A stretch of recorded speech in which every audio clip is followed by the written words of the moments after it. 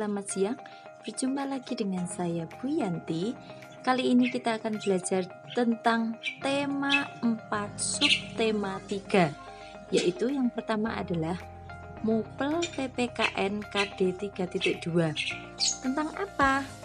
Tentang hak, kewajiban dan tanggung jawab di lingkungan masyarakat. Ya. Yang pertama adalah gotong royong. Apa itu gotong royong? Bekerja bersama-sama untuk mencapai hasil yang diinginkan bersama. Gotong royong itu merupakan ciri khas bangsa Indonesia sejak zaman dahulu. Gotong royong memiliki arti penting dalam yang pertama, untuk memperkokoh persatuan dan kesatuan. Yang kedua, meningkatkan solidaritas dan rasa kekeluargaan. Nah, di sini juga ada unsur-unsur gotong royong, yaitu kegiatan yang dilakukan cara bekerja sama. Terus, peserta gotong royong ikut serta sesuai kemampuan. Dilakukan secara sukarela dan tanpa pamrih. Yang keempat, bermanfaat bagi kepentingan bersama. Adapun manfaat penerapan gotong royong, yang satu, pekerjaan lebih cepat selesai. Ya, jika dikerjakan bersama-sama akan cepat selesai. Pekerjaan sulit menjadi lebih mudah. Memperkuat rasa persatuan dan kesatuan antar warga. Kemudian memupuk solidaritas dan semangat kebersamaan, menciptakan hubungan yang harmonis, kemudian menumbuhkan sikap tolong-menolong dan kekeluargaan. Adapun nilai positif gotong royong yaitu kebersamaan, persatuan, rela berkorban, tolong-menolong, dan sosialisasi. Kemudian ada contoh tanggung jawab warga masyarakat, yaitu yang pertama, menjaga kerukunan masyarakat, menjaga rasa persatuan dan kesatuan, menjaga keamanan dan ketertiban umum, merawat fasilitas umum, mengikuti musyawarah warga.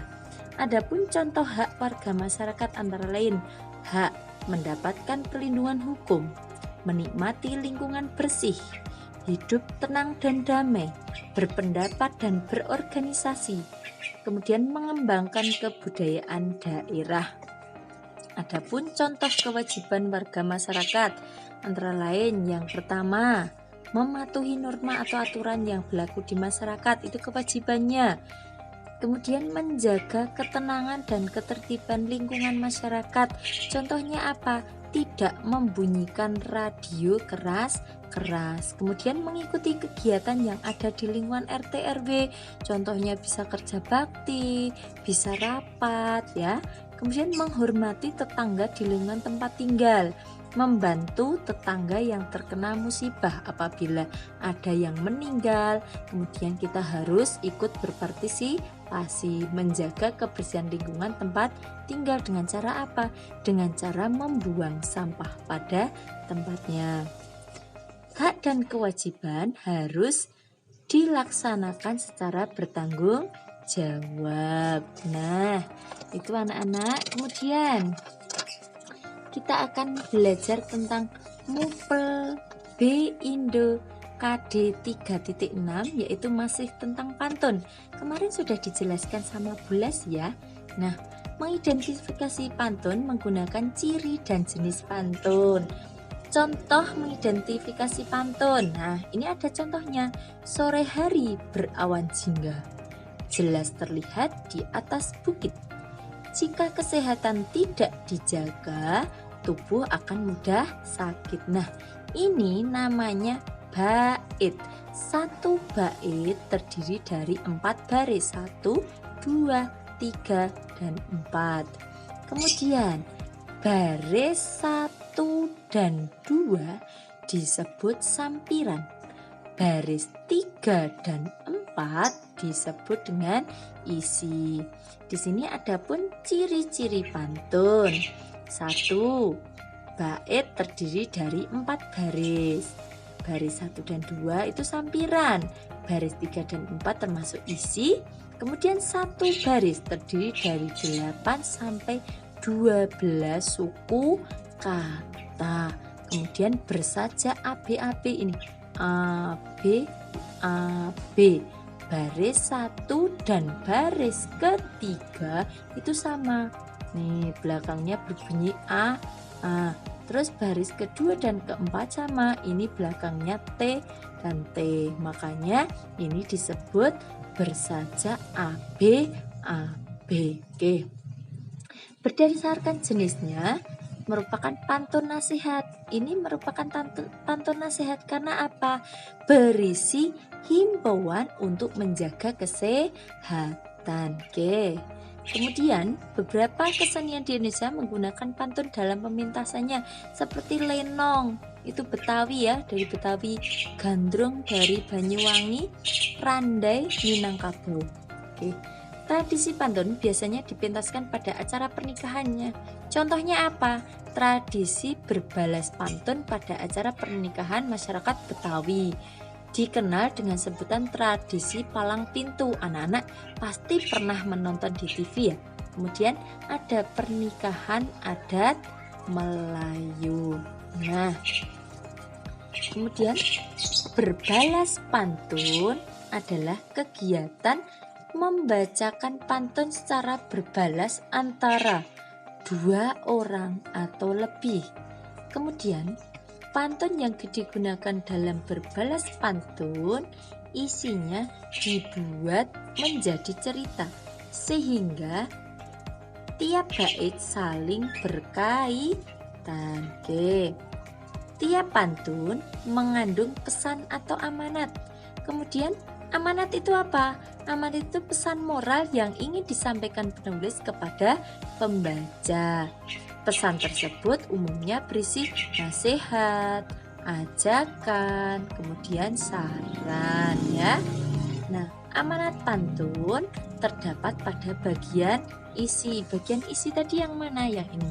Nah, contohnya, jika kesehatan tidak dijaga, tubuh akan mudah sakit. Nah, ini adalah pesannya. Oke, sekarang kita lanjut ke Mupel IPA-KD 3.4 ya anak-anak ya. Tentang apa Bu? Gangguan organ peredaran darah. Kemarin sudah dijelaskan sama Bulas ya. Nah, ini cara mencegah gangguan organ peredaran darah itu anemia. Anemia itu dapat dicegah dengan mengkonsumsi makanan yang mengandung zat besi ya. Nah, contohnya apa? Bayam, kemudian kangkung ya. Nah, yang kedua adalah demam berdarah. Demam berdarah itu dapat dicegah dengan cara menjaga kebersihan lingkungan untuk membasmi sarang nyamuk. Ya, nyamuknya itu adalah jenisnya Aedes aegypti. Ada kegiatan 3M. Apa? Menguras, mengubur, dan menutup. Nah, kemudian ada yang namanya talasemia. Tidak dapat dicegah karena merupakan penyakit dari keturunan. Gejalanya dapat dikurangi dengan apa? Pengobatan dan transfusi darah. Kemudian ada hemofilia. Tidak dapat diobati, tetapi dapat dicegah dengan menghindari pendarahan. Adapun cara menjaga kesehatan organ peredaran darah dengan cara beristirahat yang cukup, memilih makanan bergizi seimbang, berolahraga secara teratur. Nah, kemudian kita lanjut ya. Mupel IPS KD 3.2 yaitu tentang interaksi sosial. Manusia itu berinteraksi satu dengan yang lainnya ya anak-anak ya. Manusia melakukan interaksi sosial di berbagai bidang. Yang pertama bidang ekonomi, yang kedua bidang politik, yang ketiga bidang sosial dan budaya. Nah, kepentingan ekonomi adalah kepentingan seseorang yang saling bergantung satu sama lain. Untuk apa? Memenuhi kebutuhan hidupnya. Nah, interaksi bidang ekonomi dapat kita temui di pasar atau di tempat perbelanjaan. Nah, kebutuhan manusia itu meliputi barang dan jasa, yang meliputi pemenuhan pangan, kemudian sandang dan papan. Pangan itu apa? Ya makanan yang kita makan. Sandang itu pakaian yang kita pakai. Kemudian papan itu adalah tempat tinggal. Nah, adapun dalam interaksi ekonomi terjadi transaksi kebutuhan barang dan kebutuhan jasa. Interaksi antar warga masyarakat terjadi karena faktor yang satu, perbedaan kandungan sumber daya alam tiap daerah. Kemudian perbedaan kondisi demografisnya. Ya, kurang lancarnya mobilitas barang dan jasa, kemudian konsentrasi kegiatan ekonomi daerah atau wilayah, kemudian alokasi dana pembangunan antar daerah atau wilayah itu berbeda. Oke, selanjutnya kita ke Mupel SBDB KD 3.1 yaitu tentang cerita bergambar dan gambar cerita. Sudah pernah dijelaskan, pastinya anak-anak masih ingat ya. Cerita bergambar atau cergam ya, itu perpaduan gambar dan teks yang berbaur menjadi satu kesatuan serta mengandung keindahan dan cerita yang bermakna. Cerita bergambar sering disebut adalah ilustrasi. Kemudian gambar cerita sendiri, gambar yang terdapat pada sebuah karya tulisan. Fungsi gambarnya untuk apa? Memperjelas atau menegaskan dan memperindah suatu cerita. Satu gambar cerita hanya menceritakan salah satu adegan atau bagian sebuah cerita. Nah, objek gambar cerita itu manusia, tumbuhan, hewan, dan benda. Kemudian ada pun langkah-langkah membuat gambar cerita. Tentukan ide atau gagasan tema yang akan dibuat. Kemudian tentukan karakter tokoh utama dan tokoh pembantu. Kemudian ada buat alur cerita sederhana.